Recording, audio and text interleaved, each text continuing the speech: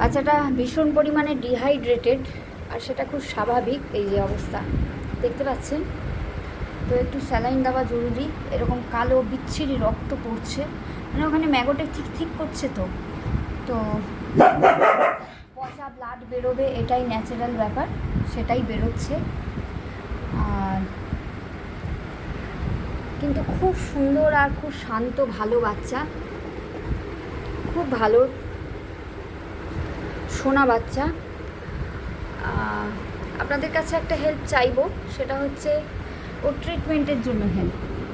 দেখতে পাচ্ছেন ওর মুখের এই পোর্শনটা কিছুই নেই, কিছু নেই, মানে গাড়ির ধাক্কায় হয়তো ক্ষতিগ্রস্ত হয়েছে, তারপরে হয়তো ম্যাগটে খেয়ে নিয়েছে, কিছু তো হয়েছে, কিছু নেই। তো এই পরিস্থিতিতে বলবো ওকে যেন বাঁচিয়ে তুলতে পারি, তার জন্য যদি সম্ভব হয় একটু একটু করে হেল্প করবেন। কারণ বীরাঙ্গনা কিন্তু বেঁচে আছে, যদিও বীর বেঁচে নেই, বীরকে আমি বাঁচাতে পারিনি। বীরেরও এর থেকেও খারাপ কন্ডিশান ছিল, জীবও ছিল না, নাকও ছিল না, চোয়ালও ছিল না, কিছুই ছিল না, তাই বীর চলে গেছে। কিন্তু বীরাঙ্গনারও নাক নেই, ওর যেরকম নাক নেই বীরাঙ্গনারও নাক নেই, কিন্তু বীরাঙ্গনা কিন্তু বেঁচে আছে। তো সেইভাবে আশা করছি যে ও হয়তো বেঁচে যাবে। বীরের